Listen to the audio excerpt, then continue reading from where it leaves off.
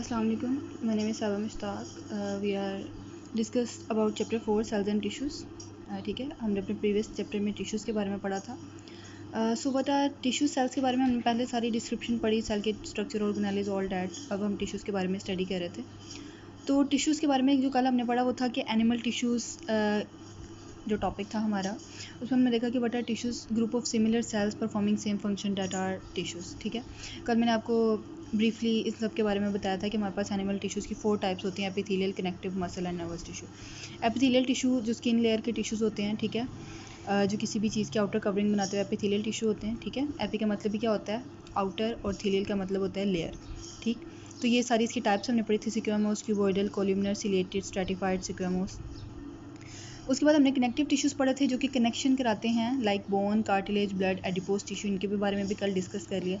आज का जो हमारा टॉपिक है वो आज हमने एनिमल टिश्यूज़ के फर्दर जो 2 टाइप्स रह गई थी उनके बारे में स्टडी करना है, that are muscle tissues and nervous tissues. So muscles tissue क्या होते हैं? जैसे मैंने आपको बताया था कि आपको नेम से पता लग जाना चाहिए. एपिथेलियल, ठीक है, आउटर लेयर मतलब स्किन के. कनेक्टिव जो कनेक्शन कराएंगे. मसल्स टिश्यू वो होते हैं जो मूवमेंट में हेल्प करते हैं. ठीक है, मसल का वर्ड ही हम वहाँ पे यूज़ करते हैं जो कि मूवमेंट के लिए हेल्प करेगा. ठीक है, इसी तरह नर्वस टिश्यू, नर्वस आपको पता है, नर्वस का वर्ड कहीं पर भी आया तो इट्स मीन ब्रेन. तो ये जो ब्रेन के टिश्यूज़ होते हैं, लाइक जो हमारे मैसेजेस कंडक्ट करते हैं from one part of the body to other part, body से ब्रेन तक लेके जाते हैं, ब्रेन से बॉडी तक लेके जाते हैं, डेट आर नर्वस टिश्यूज़. ठीक, अब हम बात करते हैं मसल टिश्यूज़ की. पहले तो मसल टिश्यूज़ मैंने आपको बताया कि ये क्या करेंगे, हेल्प करेंगे हमारे पास किस में, प्रॉपर मूवमेंट में हेल्प करेंगे. ठीक, अब ये जो मसल्स टिश्यू होते हैं ये हमारे पास लॉन्ग बंडल ऑफ सेल्स होते हैं. ठीक है, लॉन्ग बंडल ऑफ सेल्स. उसके अलावा ये हमारे पास क्या होते हैं, एनिमल्स में अबंडेंट बहुत ज़्यादा तादाद में पाए जाते हैं. इनमें मसल टिश्यू में एबिलिटी होती है कि कॉन्ट्रैक्ट करते हैं और रिलैक्स करते हैं. ठीक है, कॉन्ट्रैक्ट और रिलैक्स की जो एबिलिटी होती है वही इन्हें मूवमेंट में हेल्प करती है. लाइक जैसे आप अपने आर्म के मसल्स देखें, बाइसेप्स और ट्राइसेप, आपने देखा कि वो क्या करते हैं, वो बाइसेप और ट्राइसेप जो होते हैं ये हमारे पास प्रॉपरली उसको बाइसेप और ट्राइसेप मसल्स को, कुछ एक बाइसेप अगर कॉन्ट्रैक्ट कर रहे हैं तो ट्राइसेप रिलैक्स करेंगे. ठीक है, और ट्राइसेप रिलैक्स कर रहे हैं तो बाइसेप्स कॉन्ट्रैक्ट करेंगे. मतलब ये ऑल्टरनेट पे चलते हैं. तो इनकी कॉन्ट्रैक्शन और रिलैक्सेशन की वजह से ही मूवमेंट शो होती है. ठीक, तो मसल टिश्यूज़ में ये एबिलिटी होती है इनके टिश्यूज़ में कि ये कॉन्ट्रैक्ट कर सकते हैं और रिलैक्स कर सकते हैं. तो हम इसकी पहली टाइप पर आते हैं, स्केलेटल मसल्स. ठीक, ये स्टीरिएटेड मसल्स होते हैं. ठीक, स्टीरिएटेड मसल्स का मतलब होता है कि ये इनमें स्ट्रिप्स होती हैं.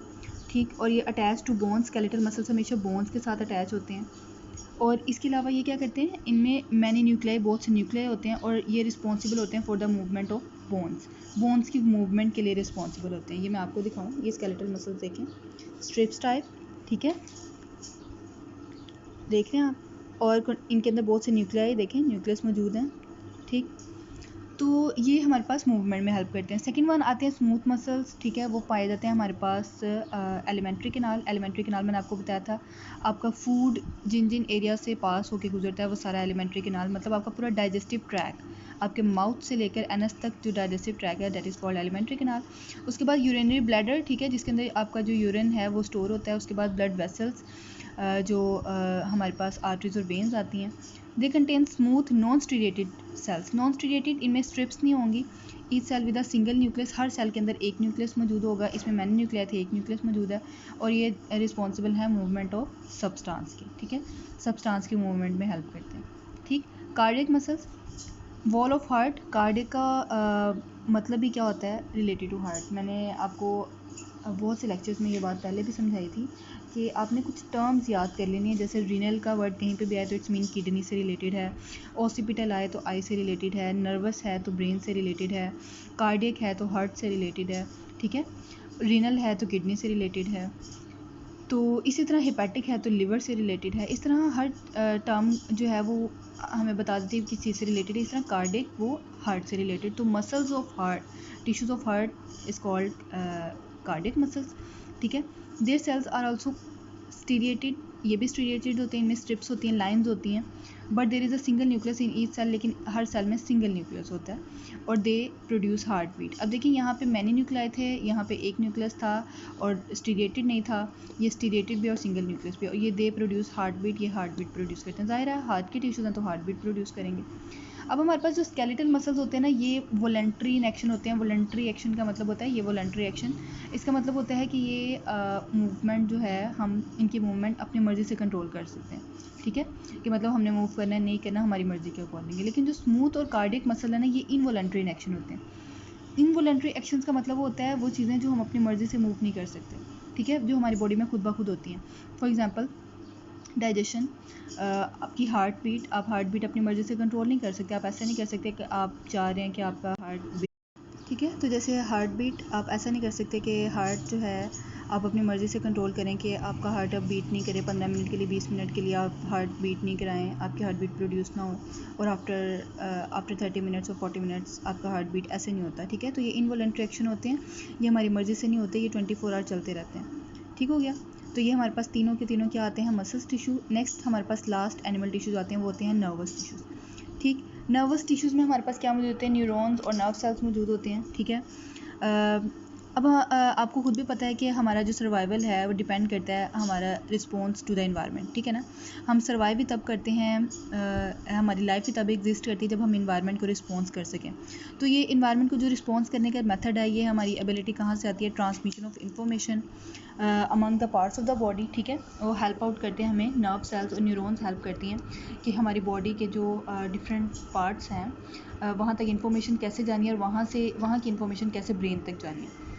तो एक कम्युनिकेशन सिस्टम चलता रहता है। जब ये कम्युनिकेशन सिस्टम चलता है हमारी बॉडी का ब्रेन के साथ और ब्रेन का बॉडी के साथ, क्योंकि हमारी पूरी बॉडी को ब्रेन कंट्रोल करता है, तो बॉडी से इन्फॉर्मेशन जब ब्रेन तक जाती है, ब्रेन से इन्फॉर्मेशन बॉडी तक आती है, तो ये सारा सिस्टम जो है ये कम्युनिकेशन की वजह से ही हम अपने जो डेली की बेसिस के हमारे टास्क होते हैं उन्हें कंप्लीट कर पाते हैं।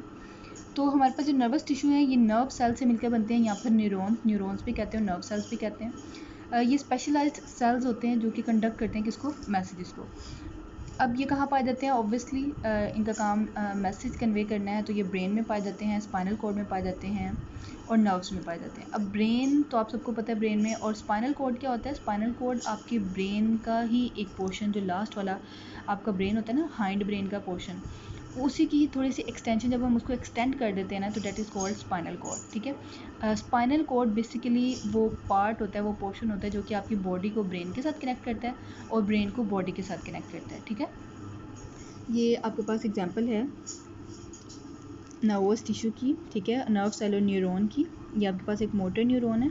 इसी तरह हमारे पास 3 टाइप की न्यूरॉन्स मौजूद होती हैं, सेंसरी न्यूरॉन्स, मोटर न्यूरॉन्स और इंटर न्यूरॉन्स।